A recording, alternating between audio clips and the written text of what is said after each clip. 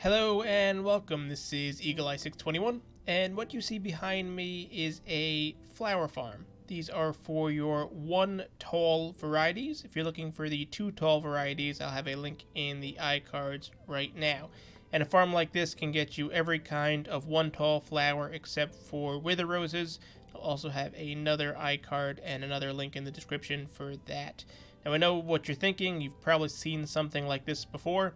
But what if I told you that the way you've been told to do this before is actually wrong? Or at least not as efficient as it should be. So let me show you exactly why it's built like this, how this works, and the build materials, as well as some locational issues. But before I do that, let me take a moment to ask you to scroll down and hit that subscribe button for me. So now let's take a look at this thing in action. And you can see that we are generating a lot of flowers and a lot of seeds very fast. Actually, in terms of efficiency, we're generating 2.84 seeds per bone meal. At the same time, we're generating 2.878 flowers per bone meal. That means that you'll get about 35,000 flowers per hour with this design. And you'll also get back about 23 stacks of bone meal if you take all the seeds and convert it back to bone meal. You'll still run a deficit because that's how this farm works. I'll link another video about a nice max efficiency skeleton farm. So now let's turn this off and let me show you why it is we built it in this size with a little experimental platform over here. And let me add one more observer to trigger this dispenser. And let me put a grass block back here.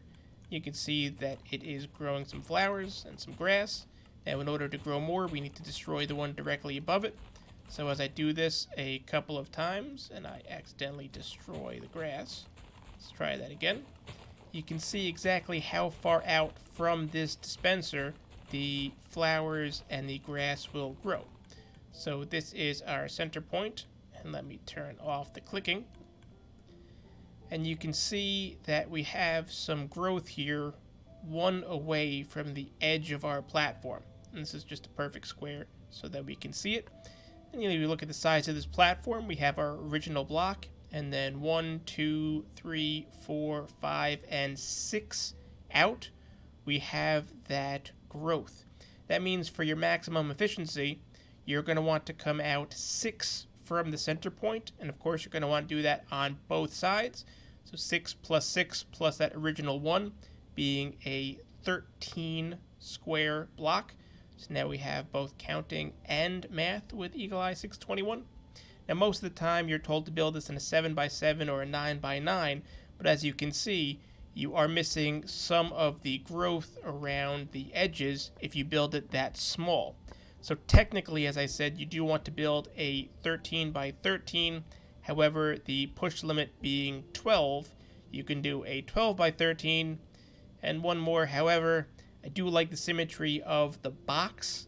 So the build that I'm showing you and the numbers I gave you are for a 12x12. Technically not as efficient as if you extend the piston one more on each side and make it a 13x12.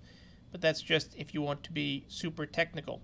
Now, let's also grab some bone meal, because the location is very important. So you see all these flowers that we have around down here. Now, it is important to know that the flower that you grow will be the same flower you get every time. There is one thing to be important to note, though. And if we take this flower, for example, and we bone meal it until we get a flower. There we go. If you saw, that was purple before I destroyed it. Let's see if it comes back. Of course it will. The question is, being on camera, how long will it take in order for me to get a flower? And the answer is apparently a very long time. But the point being that the flower that generates, and there we go, is not necessarily the flower that will be bone mealed. So don't just look at what the world provided you. You do need to do this test, and you will see that it doesn't matter the Y level, first try. You will get the same flower you grow, but it may not be the same flower you start with. So you are going to want to build this in a flower forest, and that'll get you the most variety of flowers. I'll have a link in the description also to the wiki. If you can actually find that bordering a swamp, which has one flower that only grows in the swamp, it is possible to get every single flower in a build like this. You just need to bone meal it to make sure. So now let's talk about how to build this. Once you've found your area by bone mealing it and seeing the correct number and type of flowers are growing, these are the materials you're going to want. You can see I did put the grass in, but you're probably building this directly in the ground, so it'll be there, or you can make dirt and let the grass spread. You're going to want a stack of a solid block. Grab a stack of redstone. You may not use all of that.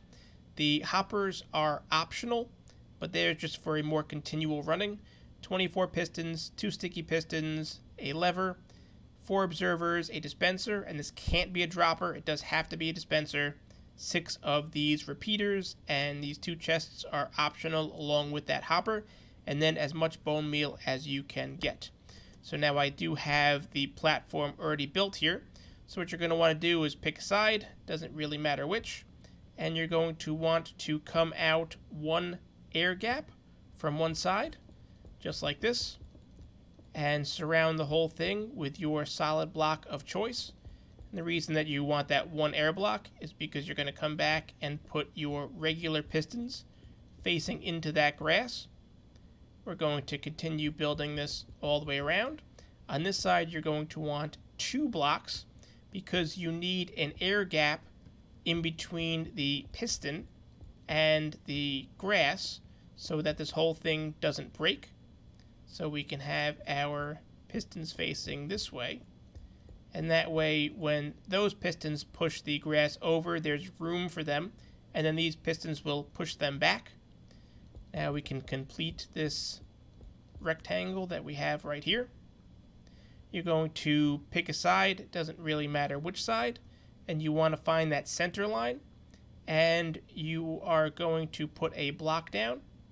Now this is your marker for where your repeater is going to go. So you're going to have one on this side, and you're going to come around here and have one in front, and then one right next to this line of pistons.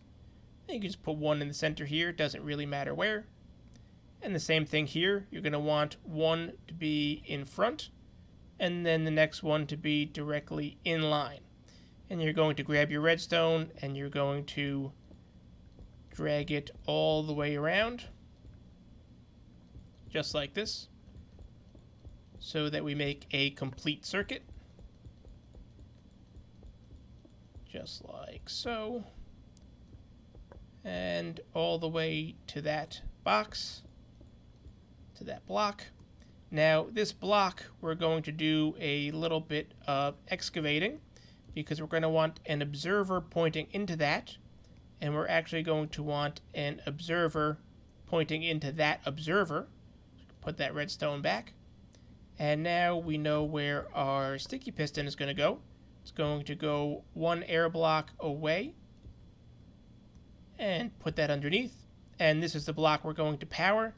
And we know our other sticky piston is going to go right there. If you want to have a remote power switch, you just need to be able to power this block directly.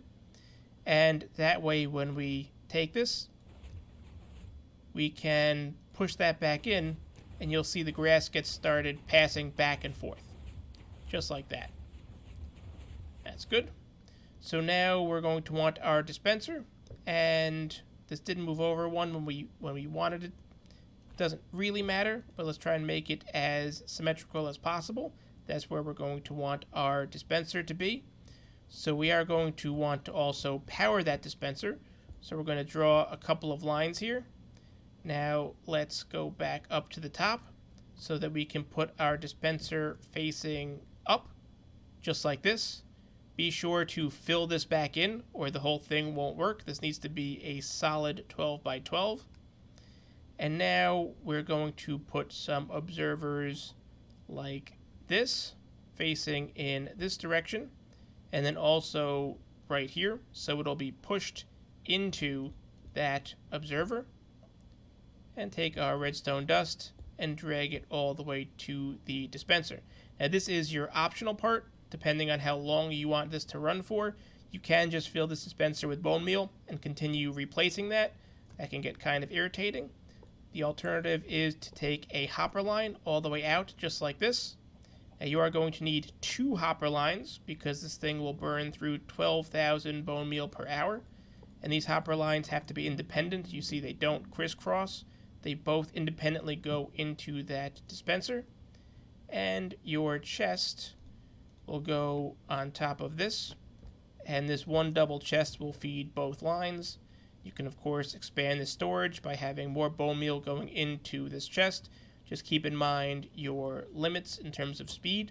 This is getting pulled out by 2 hoppers if you want to refill it. It needs to be refilled by 2 hoppers if you plan on letting this thing run continually.